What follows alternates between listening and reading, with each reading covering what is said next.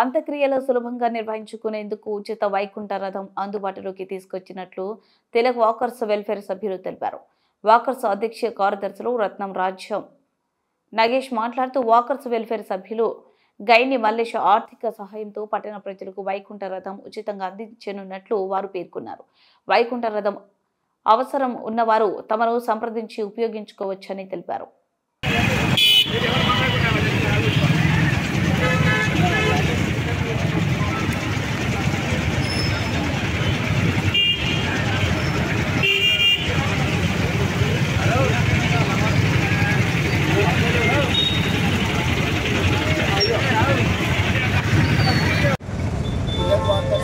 Association ద్వారా గత కొన్ని సంవత్సరాలుగా అనేక రంగాలలో అనేక సేవా కార్యక్రమాలు చేపట్టడం జరుగుతుంది.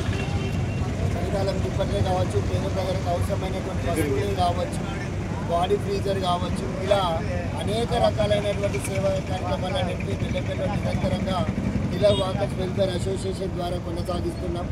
దాంట్లో భాగంగానే ఏదైనా ఇంట్లో మరణం సంభవిస్తే వాళ్ళ బంధువులు వచ్చేంత వరకు ఉపయోగపడేటువంటి ఫ్రీజర్ని ఎలా అయితే కొనసాగించడం జరుగుతుందో, అదేవిధంగా ఆ వ్యక్తి యొక్క చివరి మజిలీ యాత్రను కూడా అదేవిధంగా జరపడం కోసం తెలుగు వాకర్ అసోసియేషన్ ద్వారా ఒక వైకుంఠ రథాన్ని ఈ రోజు నుంచి బెల్లంపల్లి మరియు చుట్టుపక్కల ప్రజలకి అందుబాటులోకి తేవడం జరుగుతుంది.